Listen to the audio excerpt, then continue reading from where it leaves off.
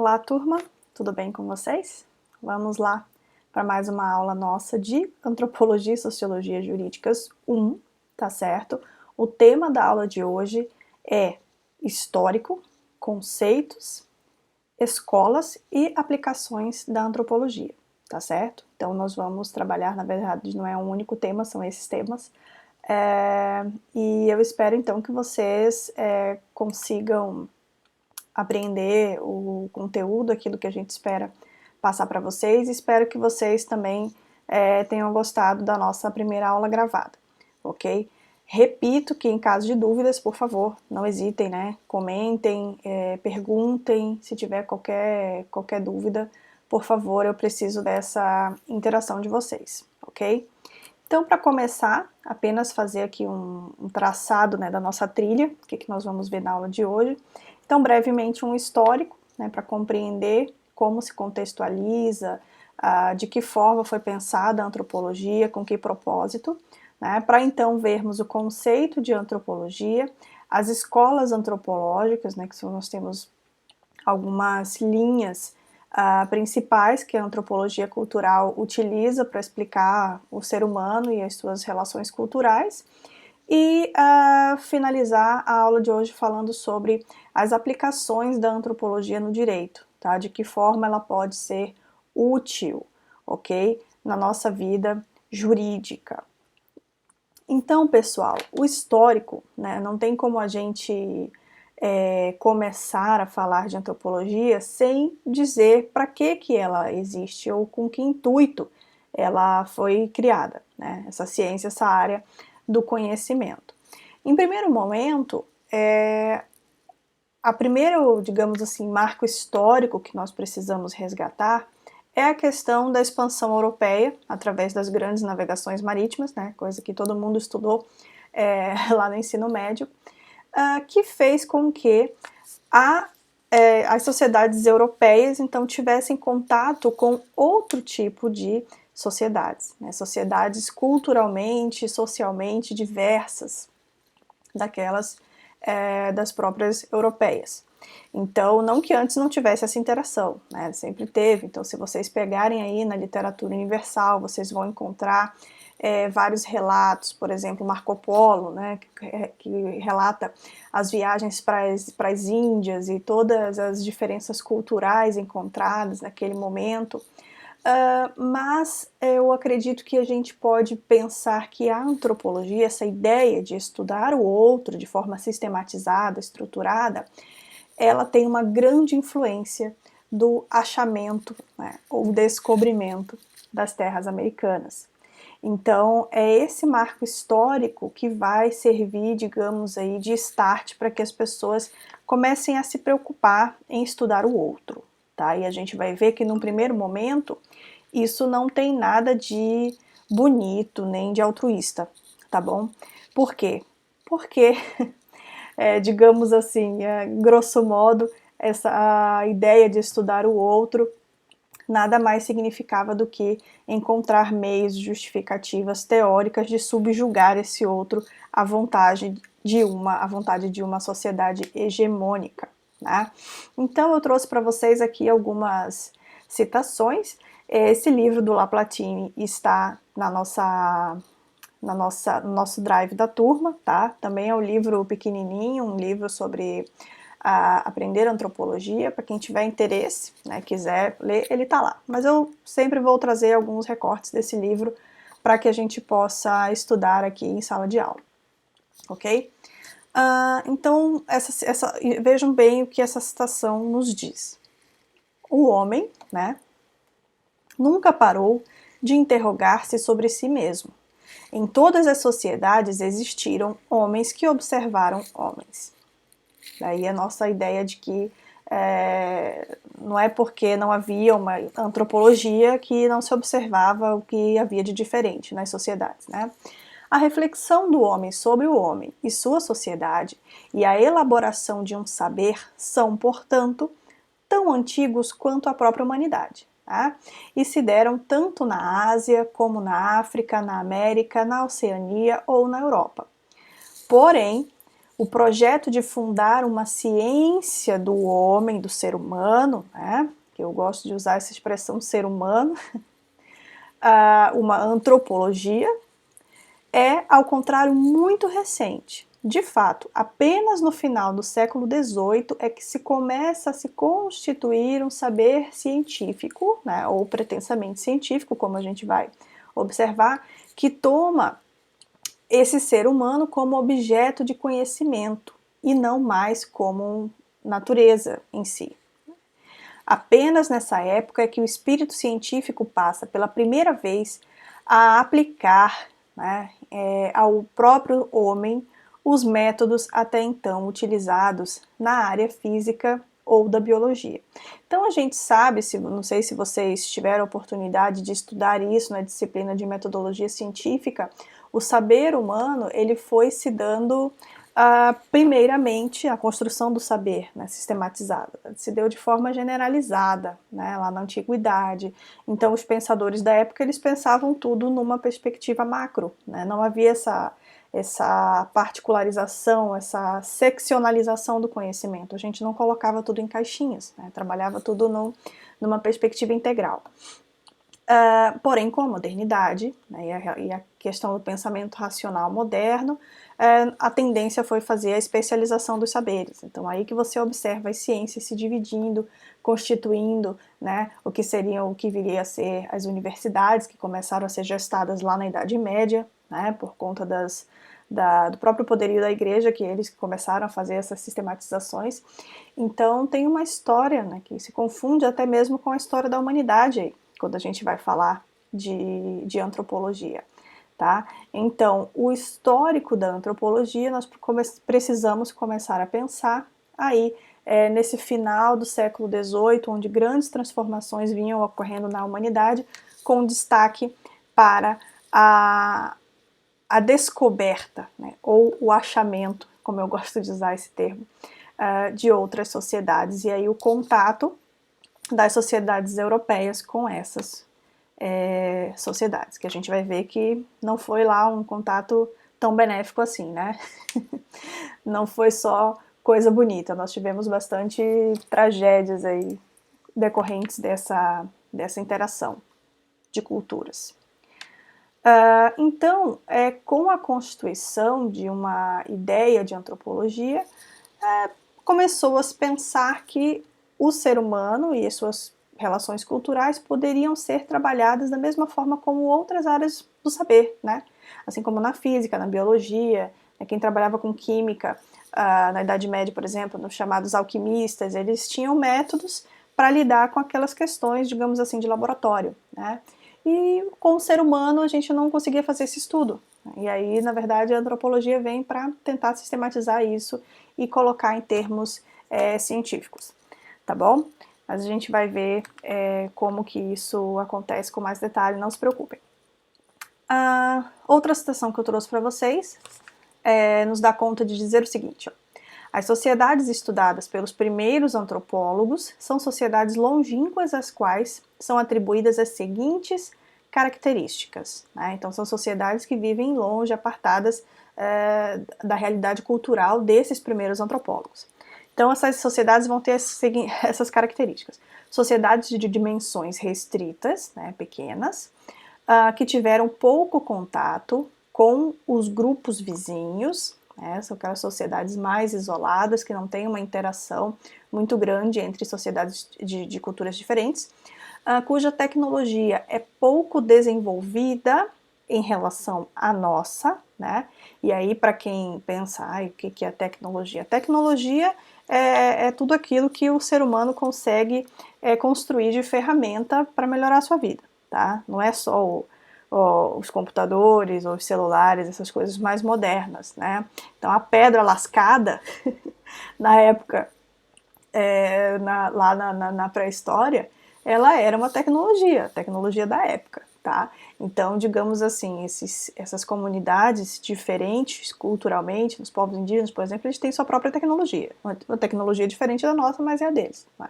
Por exemplo, a forma como eles fazem seus cestos, como eles fazem a sua caça, como eles preparam os seus alimentos, e constrói suas casas, por exemplo, seriam tecnologias dessas comunidades, ok? Apenas para fazer um esclarecimento aqui. E nas quais há uma menor especialização das atividades e das funções sociais. Então não é muito complexo, né? Você tem uma especialização diferente. Então, existem vários textos de antropologia, tem um bastante interessante que me fugiu da memória agora o autor, mas chama O Arco e o Cesto, que fala da divisão de funções em algumas etnias indígenas, né? Então, o arco simbolizaria a função masculina, de caçar, de prover os alimentos de fora, digamos assim, e o cesto seriam as tarefas femininas, né? De coleta, de organização da vida ali em comunidade. Tá certo? Então isso também existe, mas há uma especialização menor dessas atividades e funções. E também essas sociedades são qualificadas como simples, né? Em consequência, elas irão permitir uma compreensão, né? Como uma situação de laboratório da organização complexa de nossas próprias sociedades. Então, os antropólogos conseguem observar essas comunidades e, digamos que facilmente, bem entre aspas, descrevê-las, né? Então essa foi a ideia inicial no que se refere às atividades, aos estudos que seriam desenvolvidos pela antropologia, ok? Aí eu trouxe para vocês também algo que eu acho bastante interessante, né? Uma citação do Emanuel Wallenstein, que é um autor maravilhoso que eu indico para todo mundo. Eu não deixei ele aqui perto de mim para mostrar para vocês.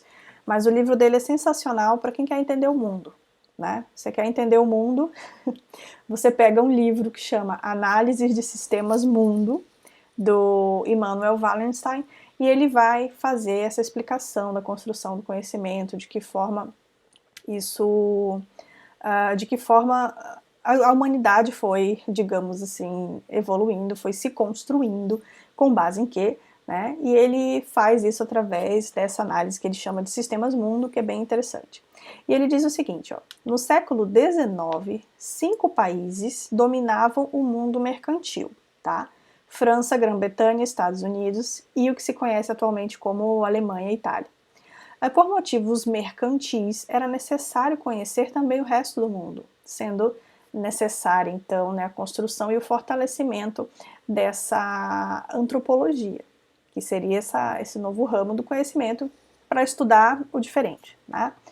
E aí, naquele momento, se partia de algumas premissas, tá? Então, quais eram as premissas sobre os povos que seriam estudados?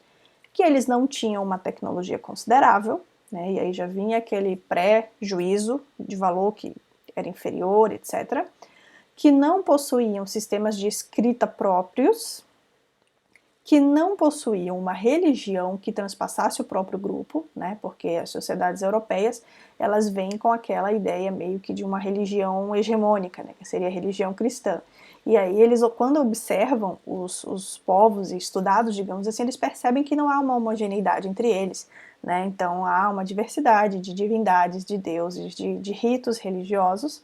Então eles colocam isso como uma característica desses grupos, tá? Não possuem religião, não transpassam o próprio grupo.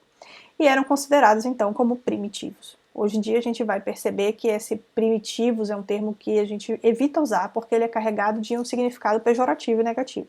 Né? A gente já está partindo do pressuposto de que essas pessoas ou essas comunidades são inferiores e que, portanto, mereçam um tratamento diferente, ok? No mau sentido. E aí, pessoal, eu trago para vocês o conceito de antropologia também do Laplatine, em que ele diz que dizer que apenas o estudo do ser humano seria uma coisa assim um pouco superficial, né? Não contemplaria, na verdade, o que a antropologia se propõe.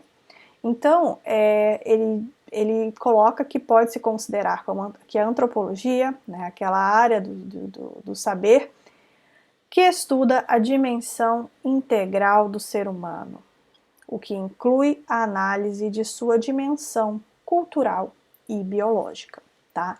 Então, quando vocês estiverem tendo aula de medicina legal, né, vocês vão descobrir que existe uma coisa chamada antropologia forense.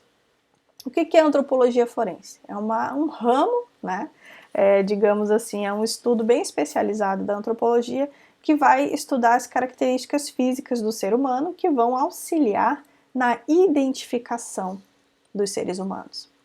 Na identificação em vários sentidos, né? Primeiro em dizer que aquilo, por exemplo, a gente está falando de cadáver, basicamente, né? Mas a antropologia ela também vai se aplicar a pessoas vivas, óbvio. Mas você imagina que uma ossada é encontrada, né? Ou partes, né? Partes de ossos são encontradas.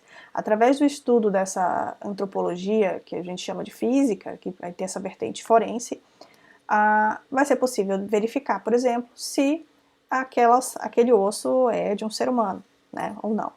Encontrou a ossada inteira, né, vão ser realizados estudos para identificar de quem era aquela pessoa, né, de quem era aquela ossada, quem era aquela pessoa na verdade.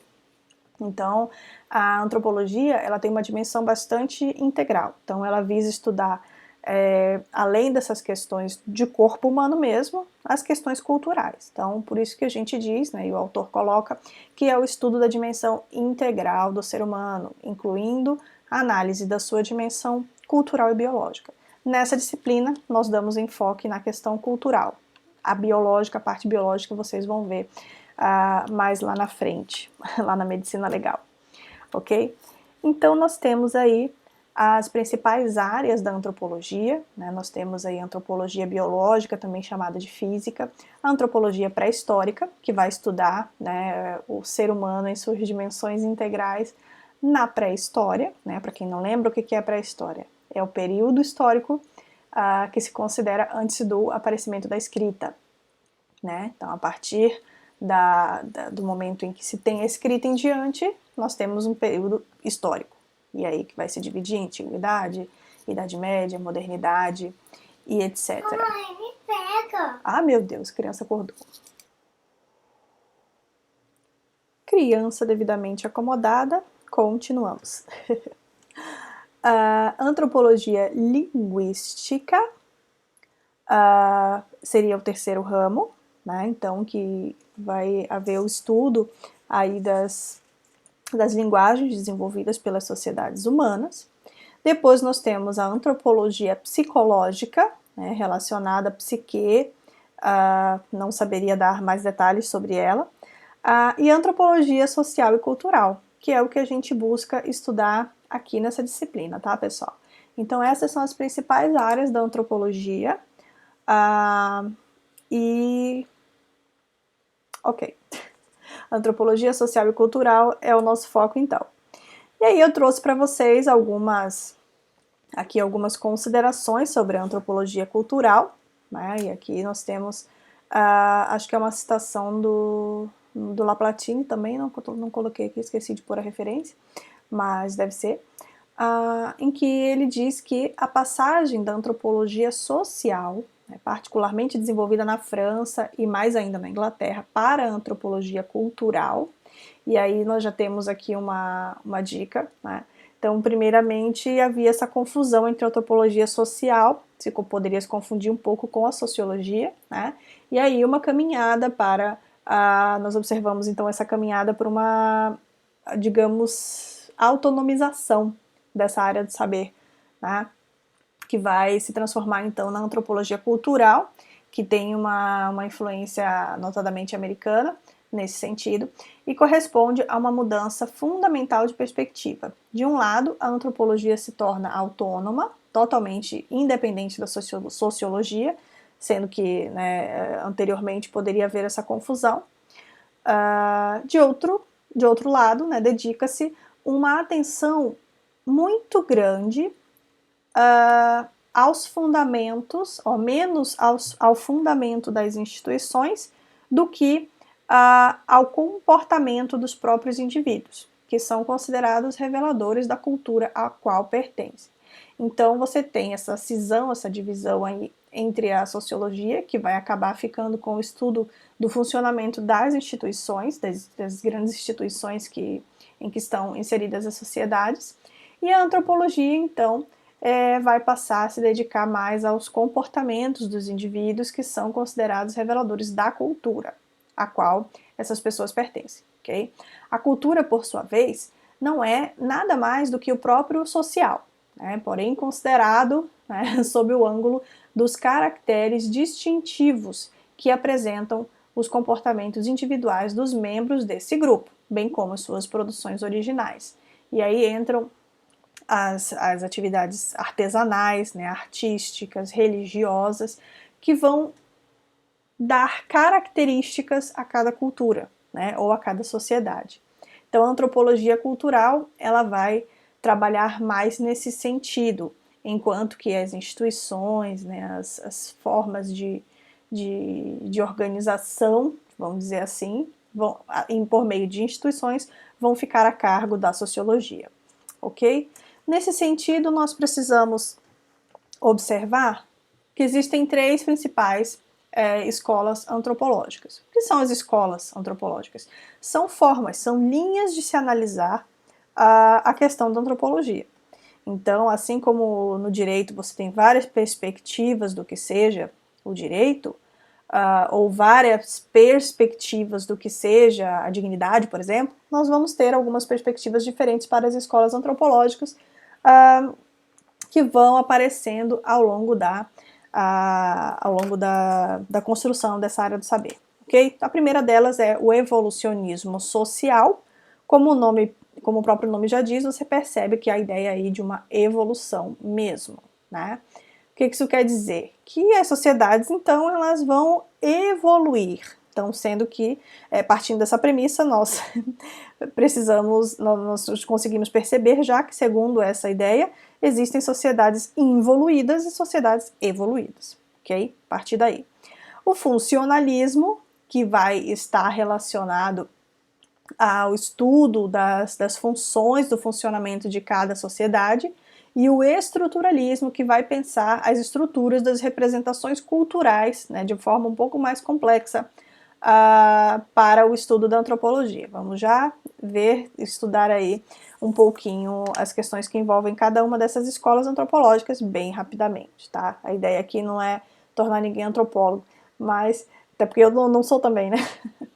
Mas dá uma ideia do que são essas escolas, de que forma elas se apresentam e como isso interfere na atividade jurídica, né? Que é o nosso foco aqui da disciplina. Então nós temos aí o evolucionismo social, e aí as carinhas dos autores que elaboraram essa teoria, né? Então você tem a construção dela aí durante o século XIX. Quais são as características dessa corrente, vamos colocar assim, né? Ela sistematiza os conhecimentos sobre os chamados povos primitivos. Então você já parte daquela ideia de que existe um povo primitivo e um povo, né, evoluidão.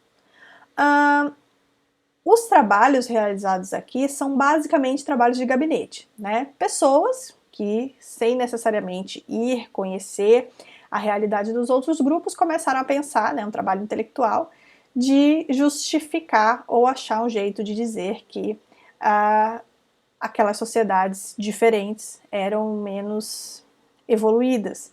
E isso a gente percebe que ao longo da história vai gerar uma série de problemas, okay? De violências, de violações, de todo gênero. Porque quando você considera o outro inferior, o que você está dizendo?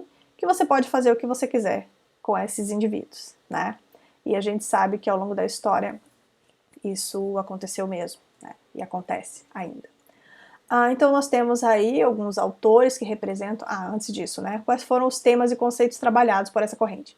Então, a unidade psíquica do ser humano, né? Como cada ser humano pensa diferente.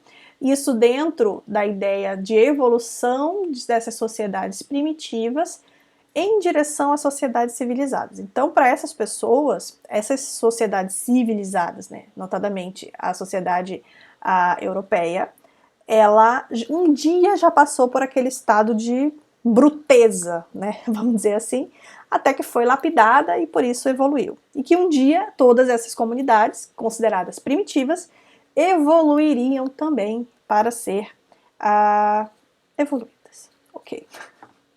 Bem, essa ideia. E aí há então uma busca pelas origens, começam a se fazer os estudos de parentesco, né, de religião, de organização social. São os autores dessa corrente, né? Herbert Spencer, então você tem a foto aí, essa primeira fotinha, Taylor, a cultura primitiva, você tem a foto aí, todo mundo, né, barbudão. James Fraser, o ramo de ouro. Então você tem aí, o Morgan, esqueci do Morgan, é o terceiro cara aí, ok? Então vocês observam que essa é a ideia, tá, de evolução, que significa que eu relego os inferiores a menos evoluídos, ok? A segunda corrente, que é a corrente do funcionalismo, uma corrente bastante importante para a antropologia, e que traz as ideias de um dos principais antropólogos, os mais conhecidos pelo menos, que é o Bronislaw Malinowski, que é esse primeiro carinha aí de óculos, o primeiro deles, que está na foto aí embaixo, ok? O período em que essa teoria foi desenvolvida foi no século XX, para vocês verem, super recente, né? No século XX, anos 20, tipo, agora, né? Em que nós temos como características o modelo de etnografia clássica, que é uma monografia. Então, o que é uma etnografia? Aquele estudo sobre etnia, um estudo aprofundado sobre etnia. Então, aqui deixa-se a questão daquele trabalho de gabinete, né? E se começa, então, a fazer trabalho de campo, através de algo que o Bronislaw Malinowski construiu e que ele chama de observação participante. O que significa? O cara vai lá, o antropólogo, né, põe a roupinha dele de antropólogo e pega a pranchetinha dele, o caderninho, e vai, mergulha dentro daquela sociedade, passa a viver com eles um tempo para observar os seus costumes e fazer, então, um estudo sistematizado, explicar como aquela sociedade funciona e etc. Ele foi um cara que teve bastante à frente do seu tempo ao fazer isso nos anos 20, ok? E o livro dele, em que ele conta toda essa experiência, chama Argonautas do Pacífico, tá? Para quem tiver interesse. Nós temos, então, a sistematização desse conhecimento acumulado sobre uma cultura através de uma monografia chamada de etnografia clássica, ok? Os temas e conceitos abordados. Cultura como totalidade, né, aqui se começou a tentar desenvolver esse conceito de cultura como algo meio que universal, mas que tem características diferentes de cultura para cultura, obviamente. Se tem, então, interesse pelas instituições e suas funções das parcelas da sociedade para a manutenção da totalidade cultural. Eu poderia chamar isso aqui, assim, de quase um pensamento mais mecanicista, se eu tiver que fazer um recorte, assim. É simplesmente explicar como as coisas acontecem, né? Através da observação das instituições e das funções que cada parte de uma sociedade vai exercer para a manutenção daquela totalidade cultural, ok? E aí são os autores, né, o Malinowski, aí, com Argonautas do Pacífico Ocidental, Radcliffe Brown, Estrutura e Função da Sociedade Primitiva, e sistemas políticos africanos de parentesco e casamento, né? Então se começa também esses estudos de parentesco, também é algo que já preocupa desde a primeira corrente, né? E o último aqui nós temos Edmund Leach, Sistemas Políticos da Alta Birmânia, da década de 50, tá? Então vocês veem, a antropologia é super recente, tá?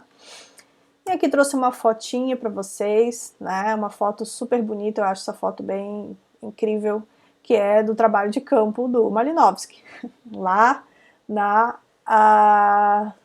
junto com essa etnia, né? Que é de uma ilha no Pacífico, que ele foi estudar a organização social deles, as manifestações culturais, etc.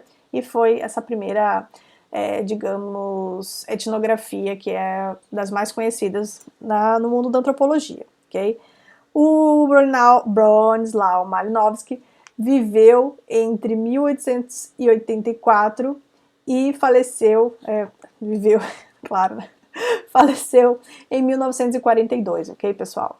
Então, pra vocês verem que é bem recente. Aqui uma outra foto dos trabalhos de campo dele, para que vocês observem um pouco como isso aconteceu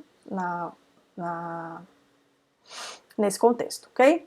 E aí nós temos aqui o estruturalismo, tá? Representado, então, pelo Claude Lévi-Strauss, Lévi-Strauss, na verdade, o período em que essa corrente ela é sistematizada nos anos 40 e tem como características busca das regras estruturantes das culturas presentes na mente humana. Então ele busca analisar e sistematizar esse conhecimento na forma de estruturas. As culturas, elas são formadas por estruturas, sejam elas de pensamento, né, de costumes, e aí ele faz então essa sistematização através de teoria do parentesco, na lógica dos mitos, né? Cada sociedade humana, desde a antiguidade, desde que se tem registro, tem a presença dos mitos, né? As questões metafísicas, religiosas, etc. Ele faz uma classificação primitiva, né? do que seriam as culturas, de como elas se colocariam, e faz também essa distinção entre natureza e cultura, que antes não era assim algo muito pensado. Então lá na antiguidade, por exemplo, você tem escritos que tratam tudo sempre no mesmo balaio, digamos assim, não tem essa separação. E aqui ele começa então a fazer essa compartimentalização. Os temas e conceitos apresentados: princípios de organização da mente humana, né, construção do pensamento. Eu colocaria que em relação ao funcionalismo seria uma compreensão um pouco mais complexa, né, das culturas humanas. Pares de oposição e códigos binários, né, então como as coisas se dão, o que é permitido, o que é proibido, o que é considerado certo, o que é considerado errado nessas comunidades. E a reciprocidade, né, que são as relações, a maneira como elas vão se dando de maneira recíproca entre as pessoas e entre as comunidades também. Então, o grande autor dessa corrente é o Levi-Strauss, principalmente com a obra As Estruturas Elementares do Parentesco, em que se discute várias coisas, inclusive, digamos que uma das grandes observações da época era a questão do incesto, né, como um tabu universal, né, um problema universal, todas as culturas, né, segundo ele, qualquer uma das culturas vai ter a proibição do incesto, que é o casamento, né, entre parentes muito próximos. Então, são algumas das primeiras observações que são realizadas no sentido de características que unem todas as sociedades, né, e não que dividem. Né. Essa seria algo que todas elas pensam de forma meio parecida. Né.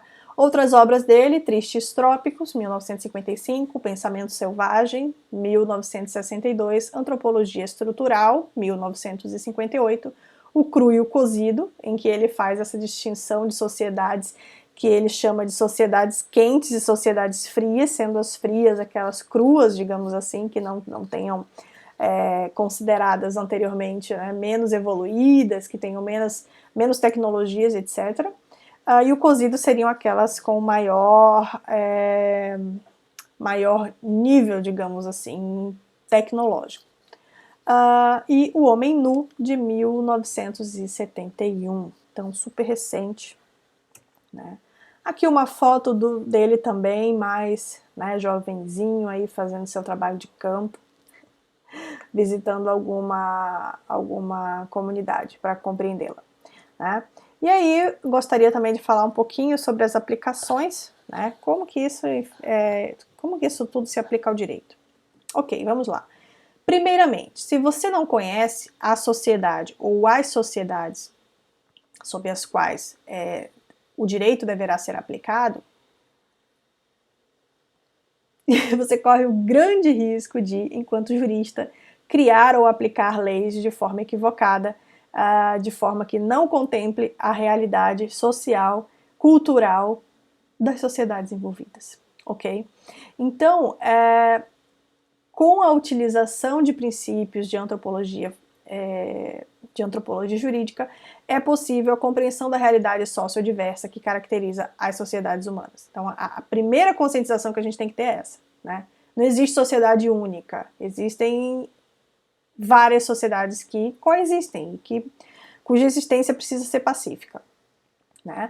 Nós temos então também a compreensão das questões pertinentes aos povos originários, que são aqueles com características culturais muito diversas da sociedade hegemônica. Tá? Digamos que tem as características mais diversas dentre todas as sociedades que nós temos, pelo menos aqui falando em nível de Brasil. Né?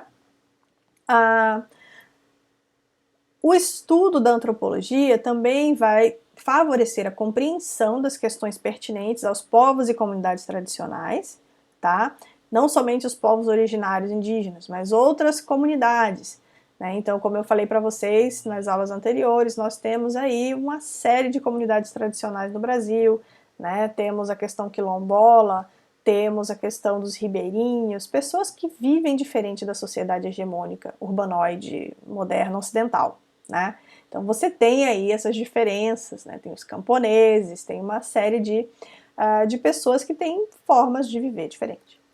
E isso também vai nos propiciar uma compreensão melhor, né, das questões pertinentes às minorias, né, e não simplesmente querer impor uma única visão de mundo. Quando a gente entende que o outro é diferente e que tudo bem, né, e que ele pode coexistir, a gente está favorecendo uma sociedade mais livre, mais justa e mais solidária, né, que não impõe nada para ninguém, mas que dá condições para que essas pessoas levem a vida como elas gostariam de viver, que elas tenham liberdade para isso, né? E aí eu gosto sempre de usar a ideia de liberdade. Então, lembrar a ideia de liberdade de um autor que eu gosto muito, que chama Amartya Sen. Então, o Amartya Sen, ele vai dizer que a liberdade é, ou melhor, o desenvolvimento, né? Ele entende o desenvolvimento como liberdade, a liberdade de levar a vida que você valoriza, né? Então, digamos, eu não posso dizer que as minhas aspirações de vida são iguais às aspirações de um componente dos povos indígenas, né? Eles têm outras aspirações, eles têm outra forma de vida. Então, o desenvolvimento precisa ser visto de forma que cada uma dessas pessoas, que cada um desses grupos sociais tenham a liberdade de ser quem são, né? E não que sejam constantemente levados e forçados a adotarem um estilo de vida XYZ, tá? Tanto no sentido da permanência cultural tal como é, como da não permanência. Porque outro equívoco que a gente comete é achar que a cultura é estática, né? O índio, não, quer dizer, aquele índio ali usa celular, não, mas aquele índio ali tem antena parabólica em casa, porque tem isso, tem aquilo, anda de carro, anda de moto. Ele não vai deixar de ser índio por isso, tá? Você, né, nós, por exemplo, eu sou brasileira, sou amazonense. Se eu for morar nos Estados Unidos, se eu for morar na Europa, se eu for morar na África, para onde quer que eu vá, eu vou continuar sendo amazonense e brasileira, certo? Não vou deixar de ser quem eu sou, porque estou num lugar diferente, ou porque tenho acesso às coisas diferentes. Então é uma desconstrução que a gente precisa fazer também, né, de pensar que a cultura não é estática. Então, digamos, uma comunidade indígena pode optar então por ter acesso à internet, e nem por isso vai deixar de ser uma comunidade indígena, né? De utilizar alguma tecnologia que facilite a sua vida, né? Então, tudo isso a gente precisa pensar também, que infelizmente ainda há muito preconceito e muito juízo de valor com relação a essas coisas, né? Então, nós vimos aí, não sei se vocês acompanharam essa questão da vacinação, né? Por exemplo, lá no Amazonas, meu estado, né? Teve o governo, todos os governos de todos os estados fizeram isso, né? Faz aquela cerimônia toda para fazer a vacinação das primeiras pessoas. E aí pegaram a primeira indígena que foi vacinada. E aí, né, ela estava lá, caracterizada de indígena, etc., para tomar a vacina. E aí depois ela sofreu uma série de ataques via internet das pessoas compartilhando fotos dela com roupas normais, digamos assim, né, ocidentais, que não eram roupas indígenas, dizendo que ela não era índia por isso. Então, quer dizer, não faz sentido, né? Não tem lógica uma coisa dessa. Né? Tipo, nem sempre as pessoas os indígenas vão estar lá vestidos de indígenas. Às vezes esses indígenas frequentam a universidade, por exemplo, e eles vão com a vestimenta que todo mundo usa na universidade. Né? Não precisa estar o tempo todo com aquela caracterização. E tudo bem, não deixa de ser indígena por isso. Ok, gente?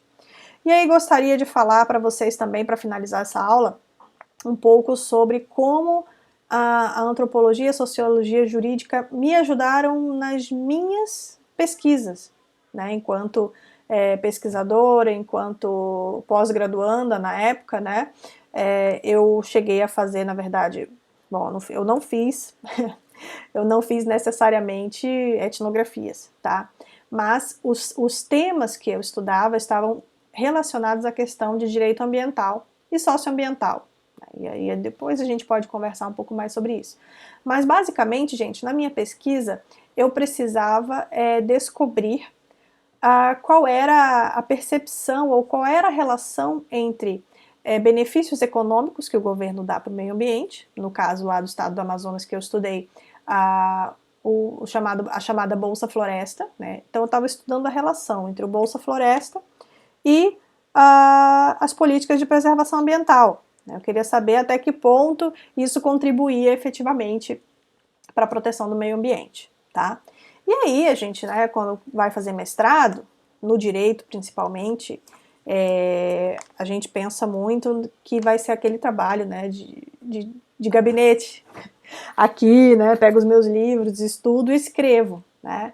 E no início eu pensei que seria assim também. Até que a minha orientadora, que era a professora Solange Teles da Silva, que é professora da Mackenzie em São Paulo, na época era vinculada à Universidade do Estado do Amazonas, ela me disse o seguinte: olha, você tem que ir lá, eu quero que você vá lá falar com as pessoas e que você entreviste as pessoas e veja como elas estão observando esses benefícios que elas recebem para a proteção ambiental. Aí eu, nossa, né, você toma aquele susto primeiro, né? Aí ela, será que precisa mesmo? Ela disse, olha, se você não fizer isso, teu trabalho vai ficar capenga. Foi essa a expressão que ela usou. Aí beleza, peguei, né, fui 22 horas de lancha até chegar, né, na Amazônia é bem diferente do resto do Brasil, então nós não temos estradas, nossas estradas basicamente são os rios, e fui até o município de Novo Aripuanã, e lá em Novo Aripuanã peguei carona com algumas equipes do governo do estado que estavam fazendo pesquisas na região, e fomos de barco a várias comunidades, onde eu fiz a minha pesquisa de campo. E durante todas as conversas que eu tive com todos os líderes, os comunitários, né, as mulheres, as lideranças locais, percebi uma coisa que foi fundamental para a minha pesquisa. Então eu estava achando que o fato deles receberem aquela bolsa, né, era a grande coisa fundamental para que todo aquele lugar estivesse sendo preservado. E era uma reserva de desenvolvimento sustentável, né, ainda é. E aí eu percebi, conversando com eles, que na verdade tudo aquilo já era preservado há muitas gerações, né?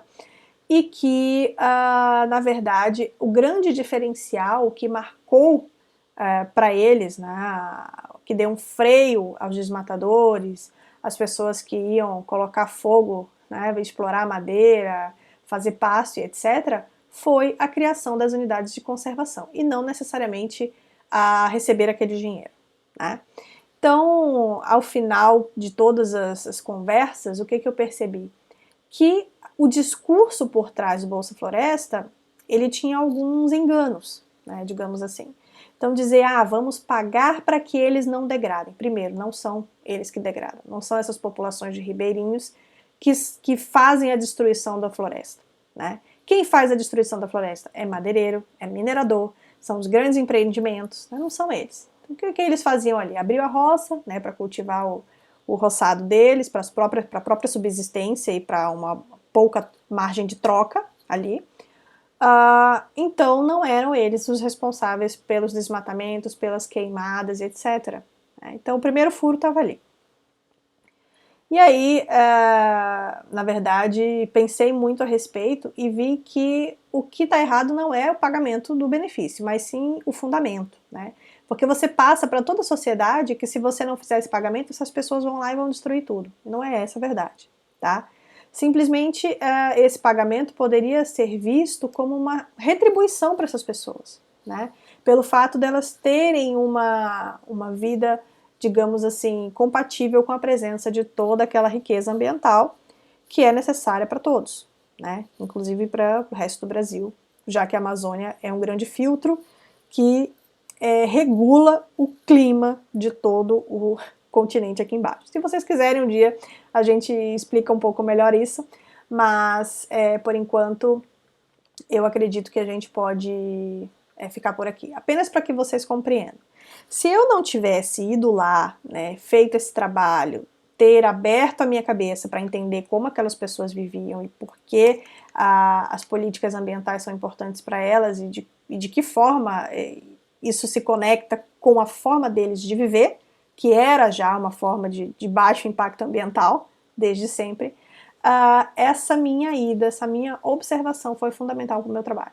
Eu não teria chegado às conclusões que eu cheguei se eu não tivesse ido lá. E no direito, muitas vezes, isso falta pra gente, viu? A gente acha que estudando os livros de direito, especificamente, vai estar tudo bem, a gente vai ter tudo que a gente precisa. E não é verdade, tá? Tanto é que, se vocês observarem, a grande esmagadora, se não 100% dos textos que são passados nessa disciplina, não tem nada de texto jurídico, tá? Porque a gente precisa entender a sociedade e não somente o direito, ok? Se a gente não entende como a sociedade funciona, não vai aplicar direito, esse direito, ok? Então era isso que eu queria mostrar para vocês. Aqui, ó, foi uma outra pesquisa de campo que eu fiz um tempo depois, aquela foi em 2011, essa aqui foi em 2013, né? Então é bastante legal, a gente se diverte bastante também, né? Tendo contato com o diferente, tendo contato com o outro, tá bom, pessoal? Então, apenas para fazer esse relato pessoal aqui para que vocês observem como isso se conecta aos nossos estudos do direito, tá? Lembrando, eu não fiz etnografia, fui lá para dizer como eles vivem. Né? Eu fui lá verificar uma situação específica que era desse benefício econômico, dessa política pública de pagamento por serviço ambiental, tá bom? Mas é algo que é bastante interessante. E no mais, gostaria só de desejar bons estudos para vocês. Peço que vocês, por favor, não esqueçam de comentar a disciplina. Eu não sei porque eu não consigo, o último slide, ele sempre fica assim. Ele fica esquisitinho desse jeito, ó, eu não consigo mostrar para vocês ele inteiro.